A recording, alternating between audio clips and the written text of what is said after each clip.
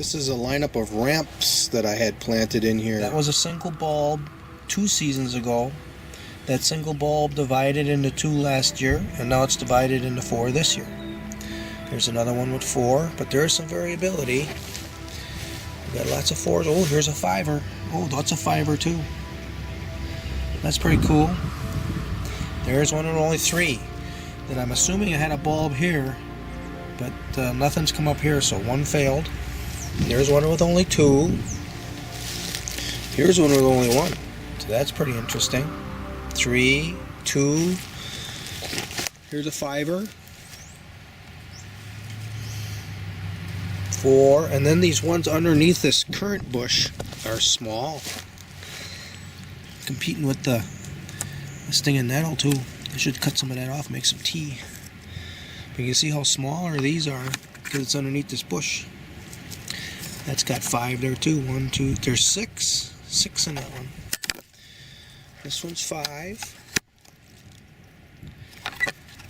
So if I count this all up, let's say I wanted to harvest these after they're done with the leaves, then I pull them all out and take 1 bulb and replant it, I'd have quite a stash of bulbs. This isn't a spot where I've been trying to grow other crops, but it just gets too much shade. We have a grapevine over the top, and in the summertime those leaves they really shade this area. Well, it's no problem for the ramps. Those are wild leeks. That's pretty cool. Got a few ramps growing in this swale mound. They're growing with the daffodils. A ramp in there. This is going to get very shady in the summer. I didn't put any in over here yet. Eventually I'll work it that way too. We have a peach tree and a cherry tree, and we just planted this plum tree in here. There's some cherry tree seedlings down in there. Another cherry, and 3 apples that I planted in the same hole. That's all on the swale mound here. And I'm standing in the swale.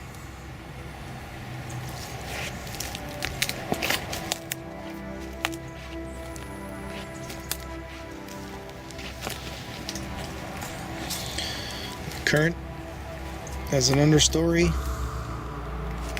The currant over here too. No, I think this is a jostaberry. It's a jostaberry. It's a cross between a black currant and a gooseberry. Ooh, there's some fresh chew marks there from rabbits on those hazelnuts. Oh. Must be some mineral it's after. Most of the hazelnuts I've got covered, but some of them I don't.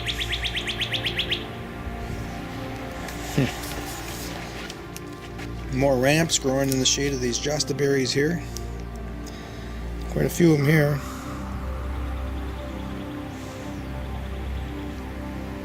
There's a little batch of ramps right there that I haven't ever divided.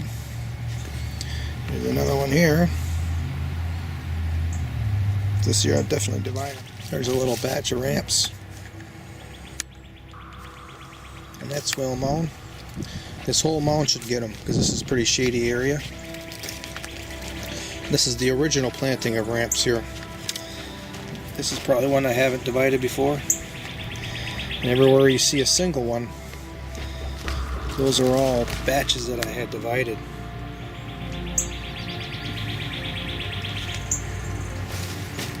Here's a nice thick batch of ramps.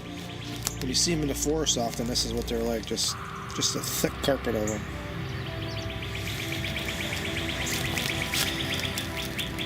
Now I'm not harvesting very many of these, I'm still propagating.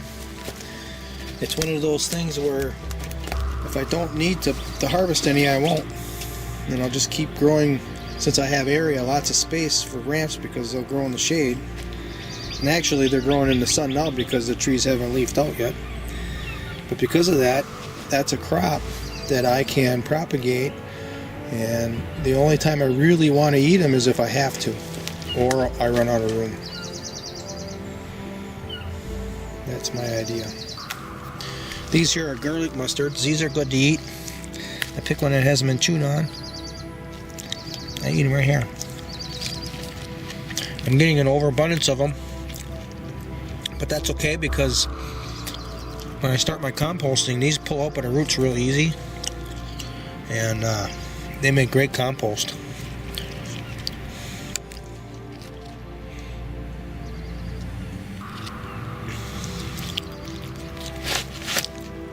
I was in the house getting on a computer, and I was getting a computer buzz. My head was starting to get buzzy feeling. I'm thinking, geez, I've been sitting on this computer too much. Let's get the hell out of there.